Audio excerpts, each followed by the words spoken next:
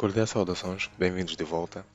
Na aula passada falamos do ponto 1 do cabeçalho e na aula 2 iremos falar nas tabelas mestres, que de certa forma vamos começar já por abordar a tabela 2.2 dos clientes. Então vamos aqui no nosso decreto executivo, temos aqui as tabelas mestres, que é esta aqui, vamos até já fechar o header. Temos aqui a nossa master file, ou a tabela mestre. Então, vamos começar a falar do nosso cliente, ok? Hoje vamos tratar do cliente customer. Ela é bem pequena. Vamos já no ponto 2, 2.2. Estamos aqui, ok. Estamos aqui na tabela clientes. Diz aí, pronto.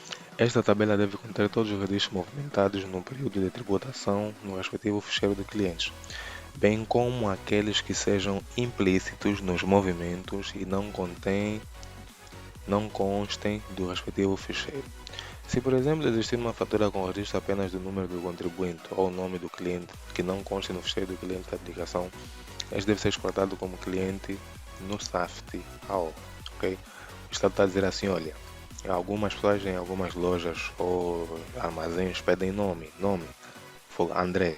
Eles põem aí André, na fatura vem aí André. O Estado está a dizer, olha, se você tiver o nome, mas não tiver o NIF, deve ser exportado esse cliente. Ok?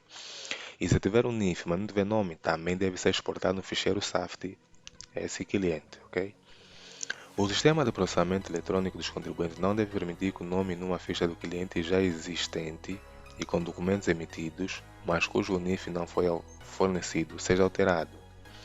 Em outras palavras, está a dizer aqui assim, olha, se já se imprimiu faturas com o nome de um cliente, mas esse cliente que se imprimiu a fatura não tinha dado seu NIF, ok? Não deve ser alterado, porque já está cadastrado no banco, já está salvo aí nos registros, então você não pode mais mudar o nome de hipótese nenhuma. Mas diz ali, esta limitação cessa, ou essa limitação só não se aplica quando na ficha do cliente for averbado o respectivo NIF. Quer dizer, o cliente tem um NIF, a outrora não tinha dado o NIF, mas agora já veio, tipo, eu vim para completar aí a minha ficha do cliente atribuindo o meu NIF. Então ele dá o seu NIF, vão preencher o NIF, mas o nome vai continuar inalterável, ok? Diz aí, nesse caso, o nome referido na ficha do cliente já pode ser alterado, ok? Então aí pode ser alterado em função do NIF, mas fora isso, de hipótese nenhuma, deve ser alterado. Muito bem, vamos começar aqui com o nosso cliente, obrigatoriedade. Customer ID, identificador único do cliente. Na lista de clientes não pode existir mais do que um registro com o mesmo ID. Por exemplo, alguns talvez trabalham com banco de dados, outros com manipulação de ficheiros, arquivos, os nomes caem no arquivo, ponto .date, por exemplo. E sempre que for armazenado, cadastrado um cliente novo, ele cria um índice. O primeiro cliente, o índice dele é 1, o segundo cliente, o índice dele é 2, e assim sucessivamente. Quer dizer que o índice é o identificador dele, então deve ser atribuído aqui. Deve ser atribuído aqui. Deve ser atribuído aqui, ok? Deve ser atribuído aqui. Que o ID, o índice do cliente pode ser 1. Eu pus aqui o genérico 9999. Você pode pôr aí o índice no banco de dados. Se no teu banco de dados for auto incremento, então é só pegar e adicionar aí. Ok? O ponto 2.2.2 diz aí código da conta. Deve ser indicada a respectiva conta corrente do cliente no plano de contas de contabilidade, caso esteja definida. Quer dizer, se for definida, caso contrário, deve ser preenchido com a designação desconhecido. Então, no nosso caso aqui, eu preenchi aqui desconhecido, porque não temos, isso é só uma demonstração, ok? Então, põe aí. Mas se o teu cliente, te- na conta corrente do cliente, no plano de contas da contabilidade, deve ser preenchido, caso contrário, é desconhecido aqui. No ponto 2.2.3, que também é obrigatório, o número de identificação fiscal do cliente, quer dizer, o NIF, como já falamos. Se o cliente for uma empresa, sendo uma empresa, tem um NIF. Toda empresa tem um NIF. O Estado atribui um NIF. Mas se não for uma empresa, então vamos pôr o genérico, ok? Vamos pôr o genérico consumidor final ou 9999. Vamos pôr assim. Agora, se tiver um NIF for uma empresa, em toda empresa tem NIF, então o operador de caixa ou a empresa que está a exercer a venda deve exigir um NIF para que se ponha, então, para que possa também ser visível na fatura após ser impressa para o cliente, ok? No nosso caso, pusemos aqui 9999 também, a taxa de ID aqui, taxa Customer ID. Nós colocamos 999 que é o código genérico, vamos dizer aqui o decreto. E por fim temos aqui o nome da empresa. O cliente genérico deve ser identificado com a designação consumidor final, mas se não for um cliente genérico, então deve ir para o nosso nome da empresa, na qual, por exemplo, um cliente vai na loja, está a fazer a compra, o operador de caixa está aí a atender, ele diz, não, eu vou comprar em nome da empresa. Ele tem que identificar o nome da empresa e o NIF da empresa, como já falamos aqui no ponto anterior, para que possa assim ser cadastrado no banco de dados e depois possa assim aparecer na fatura do cliente ao ser impressa a fatura, ok? Então no nosso caso aqui, nosso exemplo, colocamos desconhecido ou consumidor final, pronto. Billing address, que é um tópico que dentro tem subtópicos, que não é aplicável nesse caso. Billing, vamos procurar aqui, diz aí, não é aplicável, mas é obrigatório constar aqui num arquivo, porque ele vai incorporar outros elementos dentro dele. Então, no billing address, vamos já aqui descendo, o que é obrigatório aqui, diz ali endereço detalhado, deve incluir nome da rua, número da porta, andar, se aplicável, deve ser preenchido com designação desconhecida nas seguintes situações: sistema não integrados, se a informação não for conhecida, operação realizada com o consumidor final, ok? Então, se os dados do cliente sempre forem operados com o consumidor final, ou 9999, número genérico, então deve ser preenchido o endereço como desconhecido também, ok? No nosso caso aqui, preenchemos como desconhecido. Street name, ou nome da rua, que também é obrigatório, ok?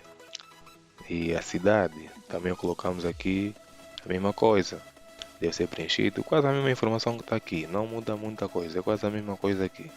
Também são 50 caracteres, o endereço detalhado no mínimo 250 caracteres, afinal, endereço detalhado, nome, rua, porta, não tem informação, no mínimo 250 caracteres, mas só a cidade 50 caracteres já é suficiente, ok? Então, diz aí, endereço, detalhe também desconhecido, cidade. Se for cliente genérico, então vamos pôr o nome da cidade, vamos pôr desconhecido, porque é cliente genérico. Mas se for uma empresa, vamos pôr o nome da cidade onde a empresa está localizada, ok? E é obrigatório também. O que é mais obrigatório aqui? O país, country. O país aqui é country, AO. Código postal também é opcional. Vamos ver aqui o código postal, sim, é opcional, não é obrigatório, mas se tiver, põe aí. Mas caso não for um cliente genérico, caso não for desconhecido, atenção aqui à explicação, por favor. A província é a mesma coisa também. Ok, o país, o código, deve-se usar o código aqui do país. No nosso caso, o código, segundo o ISO 3166-1 Alpha 2, diz aí o código da Angola. No caso da Angola é AO. Esse é o código, o ISO, ok? E assim termina o Billing Address. Depois vem o Self Billing Indicator. Vamos ver aqui o Self Billing Indicator. Cadê o Self Billing Indicator?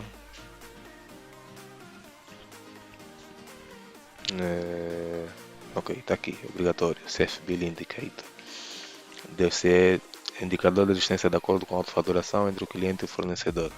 Deve ser indicado com 1 se houver acordo e com 0 caso contrário. O que isso quer dizer? Quer dizer o seguinte: se o cliente é que se faz a autofaturação, se ele próprio é que se autofatura, então deve ser preenchido com 1.